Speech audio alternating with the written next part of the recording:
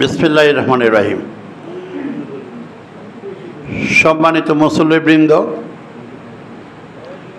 আমি দীর্ঘ প্রায় এই মসজিদ সম্ভবত প্রায় 16 বা 17 বছর যাবৎ হয়েছে। উদ্বোধনের সময় আমি ছিলাম, সম্ভবত তারপরে আরও ওই বছরই আরও 2-1 বার ছিলাম। প্রায় 14 বা 15 বছর আপনাদের সামনে হাজির হতে পারিনি। কেন পারিনি আপনারা সব জানেন।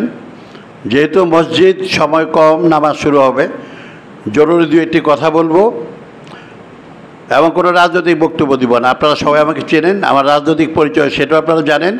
আমি আপনাদের সাবেক কমিশনার হিসেবে 2-1টি কথা বলবো, কারণ আলোচনার কিছু নেই। সারা বাংলাদেশ থেকে কোথায় সবই আপনারা জানেন, ও প্রসঙ্গ আমি যাব না।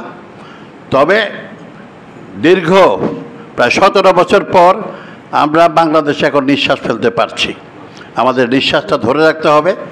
বর্তমান সরকার এই বৈষম্য বিরোধী ছাত্র আন্দোলনের মাধ্যমে সারা বাংলাদেশের জনগণ যে প্রেক্ষাপট তৈরি করে সামনের দিকে এগিয়ে যাচ্ছে, আমরা এই সরকারকে সর্বাত্মক সহযোগিতা দিয়ে সামনের দিকে যেতে চাই, পিছন দিকে আর আমরা তাকাতে চাই না। এবং সেই কারণেই আমি বলবো, যেগুলো দৃশ্যমান, আমার যেটুকু কাজ সাবেক কমিশনার হিসেবে করেছি, আমি জিরো টলারেন্স হিসেবে ঘোষণা করতে চাই।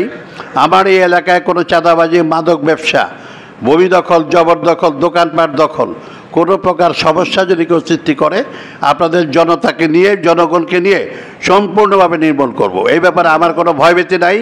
আপনারা আমার সাথে থাকবেন। শুধু এই কথাটুকুই বলতে চাই, রাজনীতি জায়গায় থাকবে। আমি আপনাদের সমাজকে নিয়ে সুন্দর দেশ গড়ার পক্ষে সবাইকে নিয়ে কাজ করব, এই অঙ্গীকার করে আমি আমার বক্তব্য শেষ করছি।